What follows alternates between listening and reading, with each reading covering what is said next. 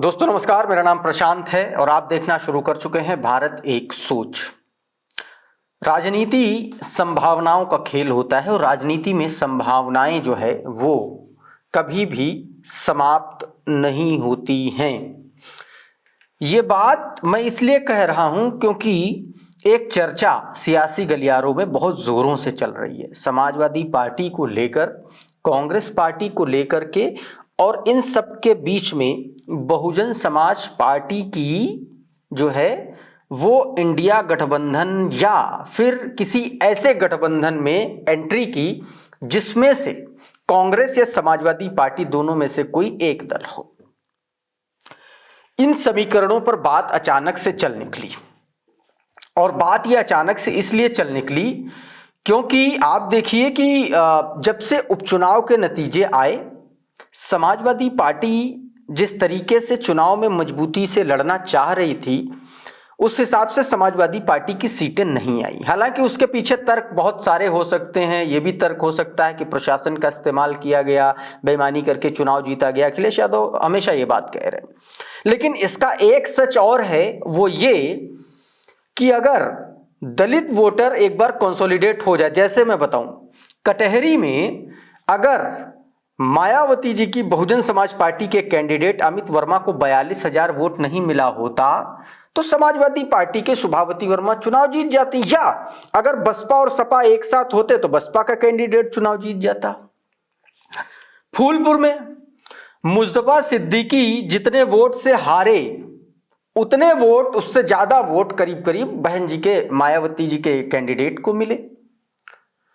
कमोबेश यही स्थिति आप देखेंगे मझवा में भी नजर आई। कुल मिलाकर के मैं कहना यह चाह रहा हूं कि अगर सीटों को लेकर के बात बन जाए 2027 में और उसमें ठीक ठाक गुणागणित बैठ जाए, क्योंकि देखिए बहुजन समाज पार्टी भी अपने वजूद की लड़ाई लड़ रही है और समाजवादी पार्टी को चाहिए सत्ता। ऐसे में एक नए समीकरण चल रहे हैं कि क्या बहुजन समाज पार्टी समाजवादी पार्टी गठबंधन में एक बार फिर से आ सकती है। क्या 2019 का गठबंधन हम सब ने देखा, बहन कुमारी मायावती जी 38 सीटों पर चुनाव लड़ी थी, समाजवादी पार्टी 37 सीटों पर चुनाव लड़ी थी, और आप देखेंगे तो हमेशा अखिलेश यादव अपने आप को कॉम्प्रोमाइज कर लेते हैं, वो बड़ा दिल दिखाते हैं। वहां भी दिखाया, अभी जब कांग्रेस के साथ गठबंधन हुआ तो भी, 17 में गठबंधन हुआ तो भी।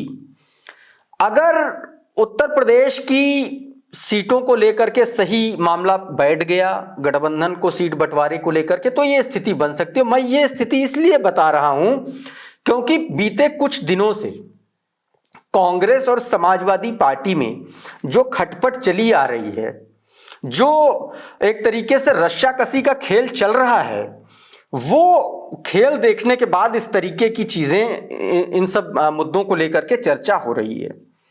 आप देखिए संसद में सिटिंग अरेंजमेंट में जब अखिलेश यादव जी के एमपी अवधेश प्रसाद को पीछे कर दिया गया तो भी कांग्रेस पार्टी ने सपा का साथ नहीं दिया। कांग्रेस पार्टी, फिर डिंपल यादव को चेयर तक जाना पड़ा।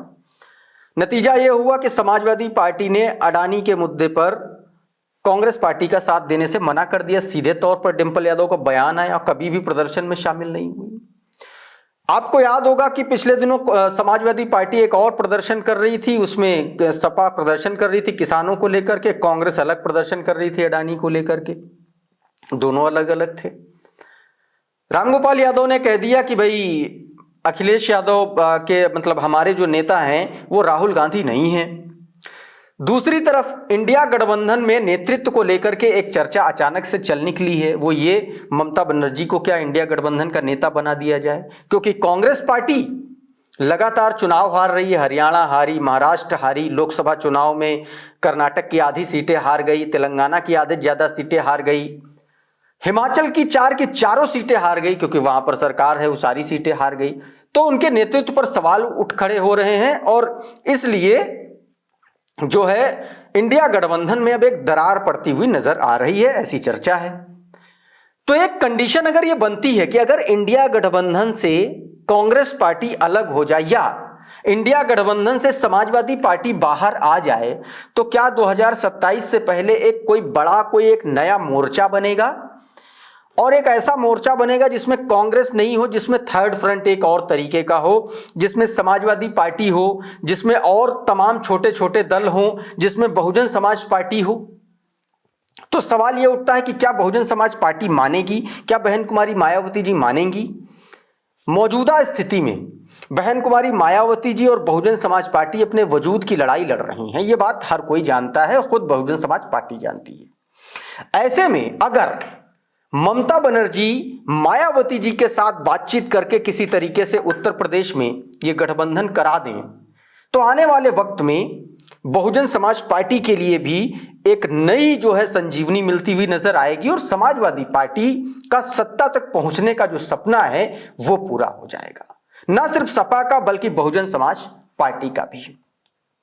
तो दोस्तों, जब से कांग्रेस पार्टी में और समाजवादी पार्टी में इस तरीके की दरार पड़ी है, इस तरीके की बातें चली हैं, तब से ये एक हाइपोथेटिकल कंडीशन लगाई जा रही राजनीतिक विश्लेषकों के द्वारा, पॉलिटिकल पंडित्स के द्वारा, ये इन सब संभावनाओं पर चर्चा की जा रही। क्योंकि देखिए 2012 में 2007 के बाद साथ में पूर्ण बहुमत की बहन जी ने सरकार बनाई, उसके बाद से लगातार अवसान की तरफ बसपा जा रही है। 19 में हालांकि सपा के साथ आई तो 10 सीटें जीती, यानी कि यह बात तो साबित है कि अगर सपा और बसपा एक साथ मिलकर के चुनाव लड़ते हैं तो फायदा दोनों का होता है। 19 में 15 सीटें जीती थी दोनों ने मिलकर, 5 सपा और 10 बसपा, यानी कि बसपा को ज्यादा फायदा हुआ सपा से। ऐसे में बहन कुमारी मायावती जी जिस तरीके से वोट शेयर 7.5% तक आ गया इस उपचुनाव में, अगर वोट शेयर बढ़ाना है और पार्टी को फिर से जिंदा करना है तो और ये बात सोच ले गई और गठबंधन का हिस्सा बन गई, तो बहुजन समाज पार्टी के लिए भी एक बड़ा फायदे वाला सौदा होगा और समाजवादी पार्टी के लिए भी, और इसीलिए इन सारी संभावनाओं को लेकर के चर्चा हो रही है। तो दोस्तों, इस वीडियो में फिलहाल इतना ही। आप हमें कमेंट करके जरूर बताइए कि क्या बसपा और सपा का गठबंधन हो सकता है, अगर हो सकता है तो किन परिस्थितियों में। कमेंट करके जरूर बताइए। ये वीडियो अगर अच्छा लगा, हमारा एनालिसिस अगर आपको अच्छा लगा तो इसको लाइक कर दीजिए, इसको शेयर कर दीजिए। चैनल पर नए आए हैं तो चैनल को सब्सक्राइब कर लीजिए, बेल आइकन जरूर दबा दीजिए ताकि इसी तरीके के तमाम वीडियोज आपको सबसे पहले मिलते रहें। साथियों, बहुत बहुत शुक्रिया, बहुत बहुत धन्यवाद। आप जुड़े रहिए आपके अपने चैनल भारत एक सोच के साथ। नमस्कार।